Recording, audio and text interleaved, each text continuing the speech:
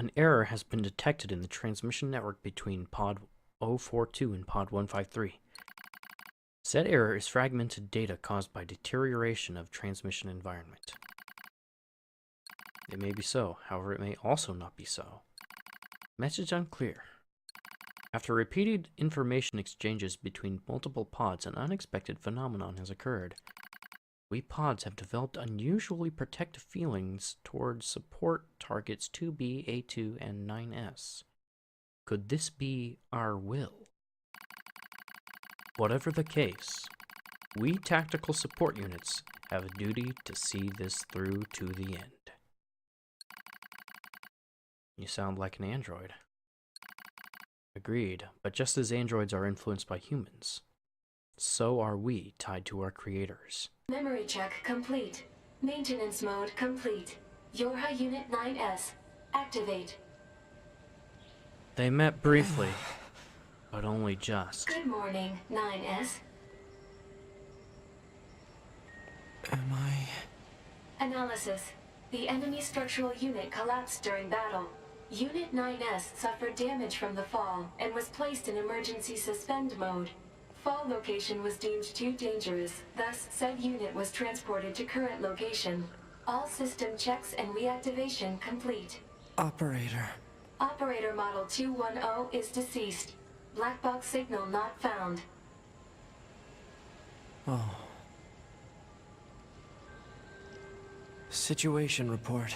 Tower access authentication key acquired. Oh. That means I can go to the center now, right? The required number of authentication keys have been acquired. The tower is now open for investigation. Great. Good. Mary Poppins my way down again.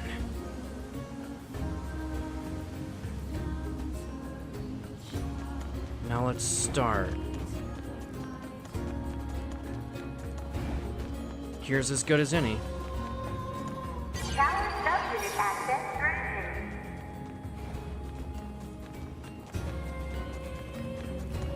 Tower subunit access granted.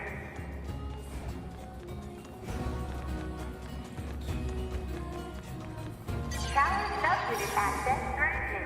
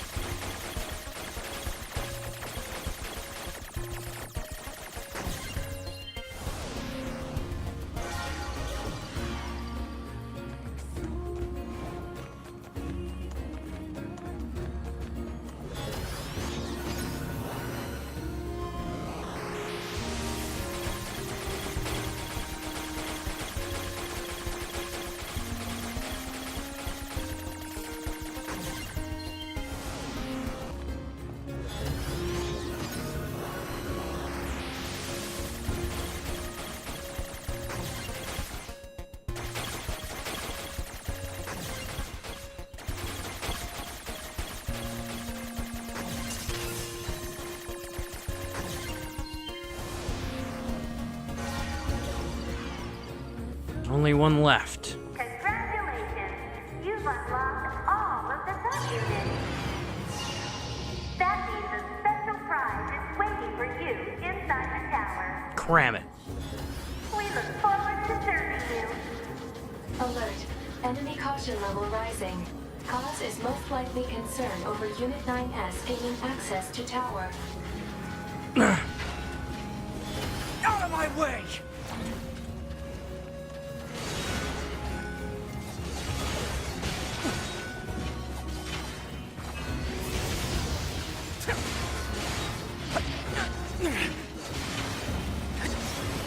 Damn it! They won't stop coming! Alert. Allied signal detected. Allies? Devola and Popola? Wait, you? 9S, we've been expecting you.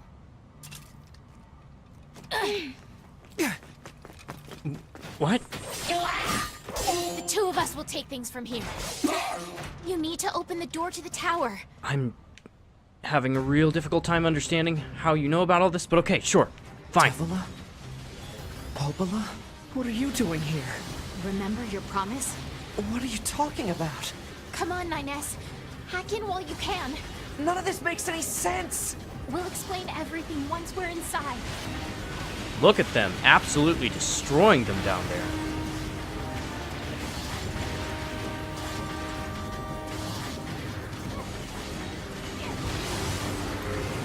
Come on. Just a little bit more. Just a little bit more. We've got this, NieR. You just focus on hacking. Trying. Oh, that took forever. But we're not done yet. Oh, there's no timer. How nice.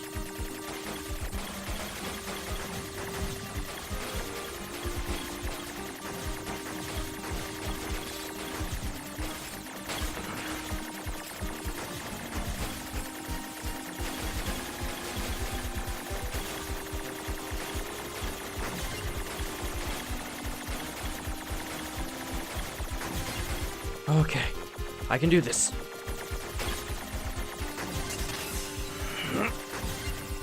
Now open!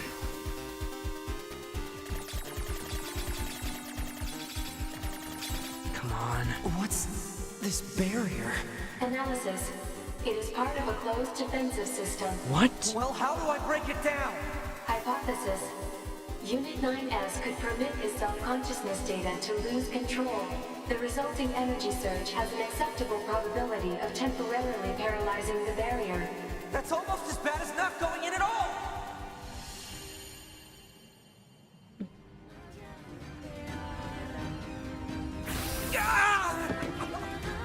What happened? It's the barrier. Popola! No, don't! You can't do anything! The wall's got a self-closing Enough! algorithm! Devola and I, we have to atone for our sins no matter what! What? Are you the But if you cause of do all that, this? Your circuits will... Devola! Right.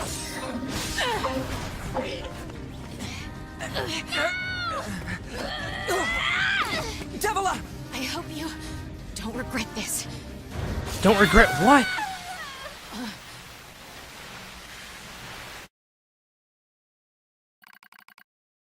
A dusty wind kisses my cheeks. Buried in sand, we press forward one step at a time. We have nowhere else to go, after all. Because our models, the Devola and Popola models, are defective. Record. Transitions in the project's initial phase. When first we woke, there were still people. They had flesh, egos, emotions, souls, and they issued us a single order. Function as observers of Project Gestalt. This is the sole mission of the twin Devola and Popola models. It is the only reason we exist at all. We were in the latest model, though many companions shared our appearance. There was a sparkle in all of our eyes, a sense of pride at having been entrusted with humanity's future. And yes, there was anxiety as well.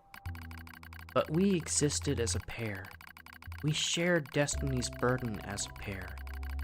And because of that, all hesitation was swept away. Each pair was given their own cities as observation areas. We were ordered to guide the replicants with our own hands, all for the sake of the promised time that would one day arrive. We were the only ones who could handle such a duty. We were observers, after all.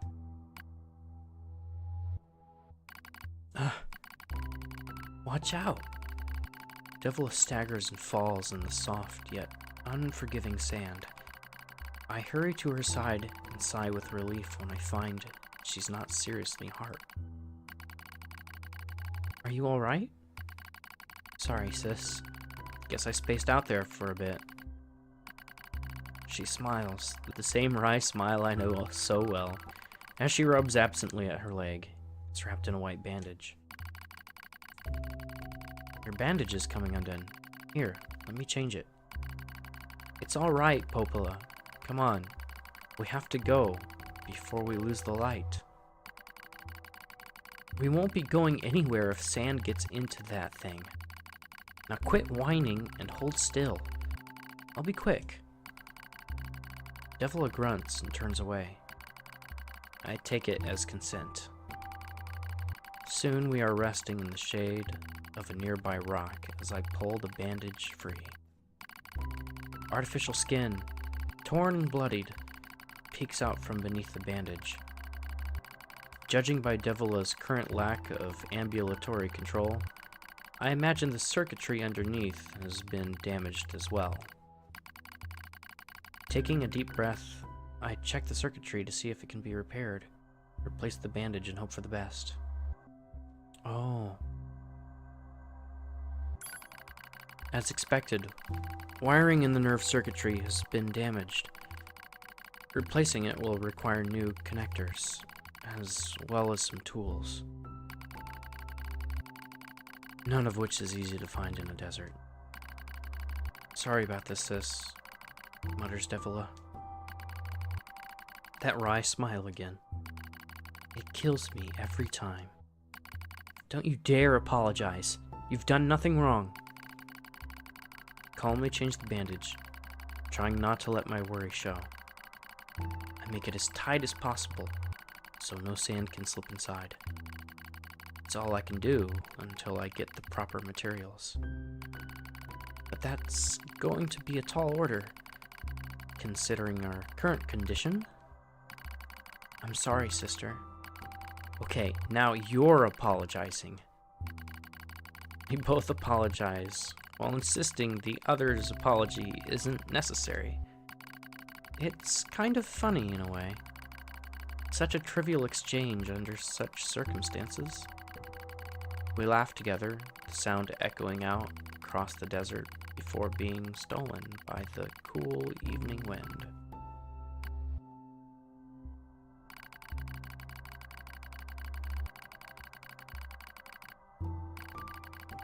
There has to be some way to prevent relapses.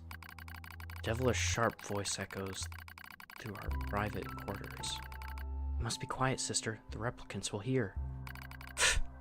They wouldn't understand even if they did. That might be true, but regardless. Annoyed at my hesitance, Devola crosses her legs and scowls.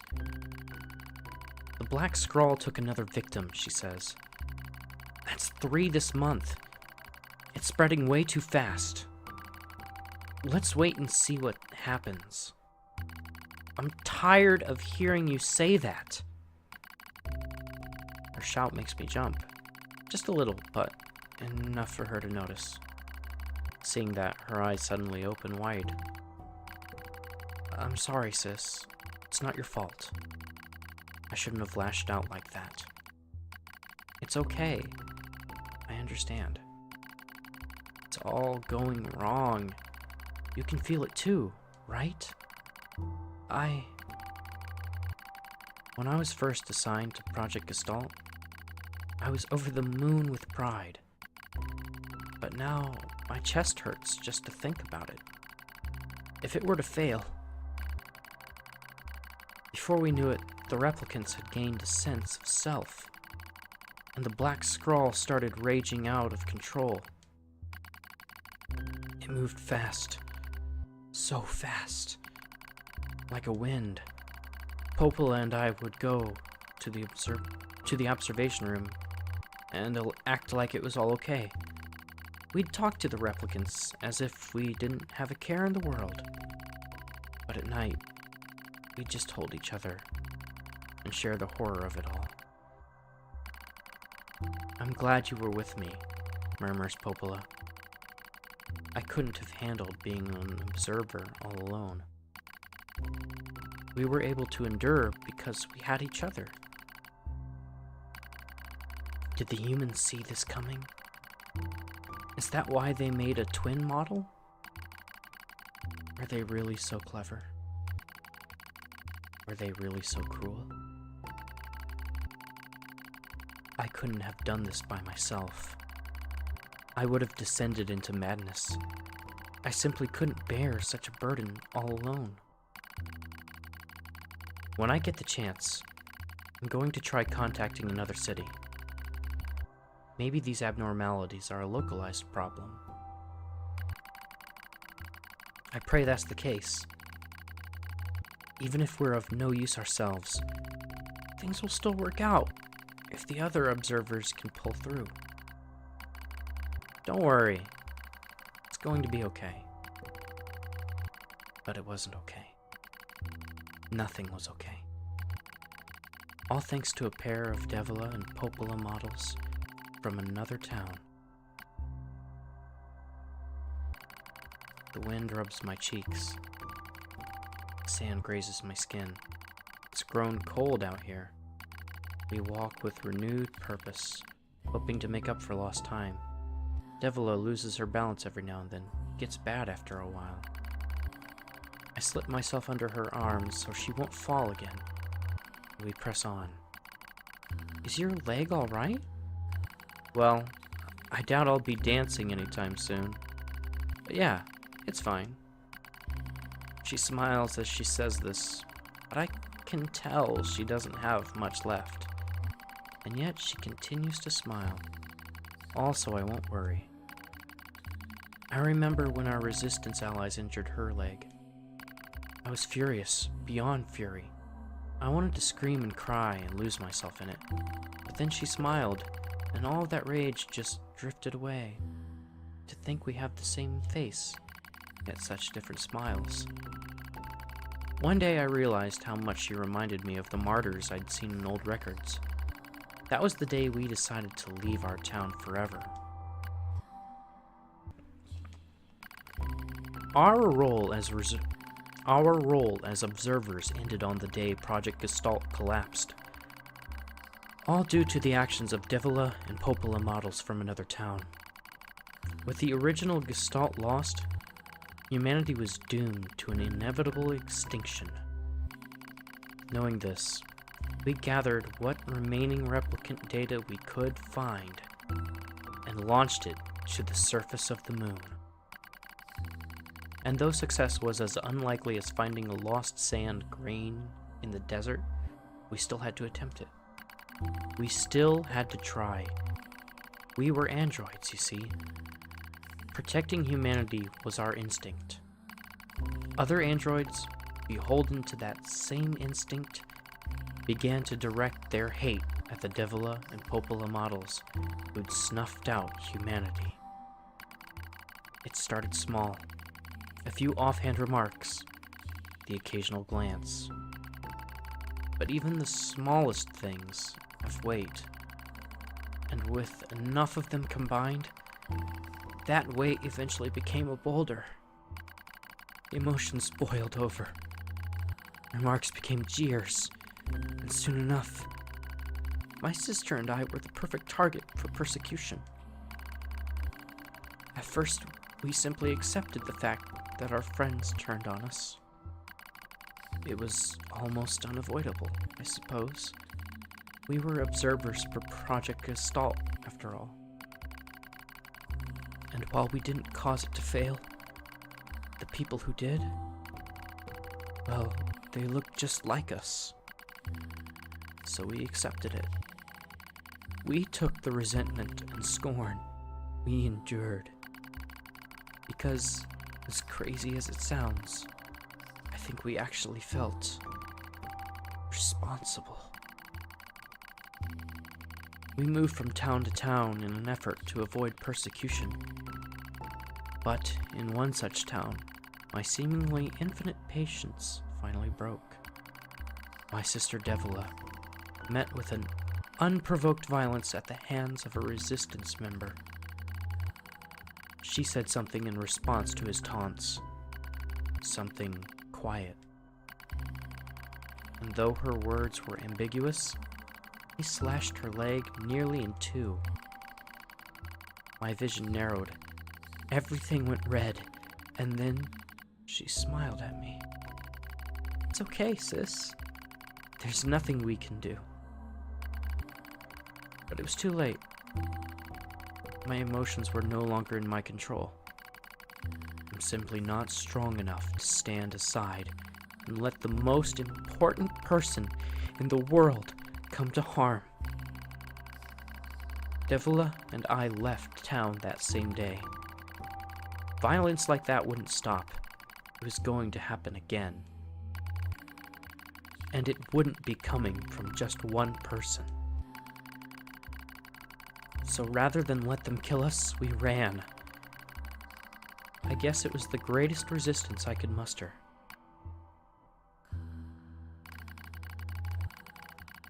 We lose the sun as dark clouds gather overhead. We continue our march. Cold wind blasts us, stealing what little body heat we have left. I smell rain in the air. We continue our march. Sometimes we hear animals howling in the distance. It makes us flinch every time. But we continue our march, because even this is better than suffering at the hands of our fellow androids. Why must we suffer this persecution?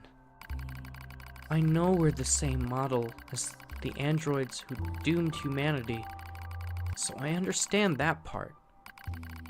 At least a little, anyway. But at the same time, we're not them. We're not the same. We are who we are, and that Devola and Popola were who they were. That's how I felt when I saw Devola being hurt. I wanted to shout it at everyone. I wanted to scream. As far as I'm concerned, there's only one Devola. And for her, there's only me. No one can take the other's place. Rain falls from the sky. It stimulates our sensation nerves like cold needles. We need maintenance badly. But that's a pipe dream, I suppose. No android would dare help a pair of outcasts like us. Are you cold, Devola? I'm alright, as long as you're with me, sis. I feel the same. We pressed our bodies together to try and retain heat. It's cold now, much worse than the searing heat of midday, but we just smile at each other and keep pressing on. There's another camp on the other side of the desert. A new camp. If we can just get there, I can finally fix Devola's leg. And yet I wonder if there's anywhere on this planet that will take us. Hey, what's wrong? It's nothing. Don't worry about it. I do what I can to suppress the anxiety in my chest and keep walking. The rain grows worse. It lashes at us without pause. Is this our punishment? I reach out, touch Devola's cheek. The rain flows down her cheeks like tears. I reach over and gently wipe it away. She smiles but seems surprised. There's no point in doing that, you know. But there is. Because I swore to myself that I would stay with her forever. For that is the fate we twin androids have been assigned.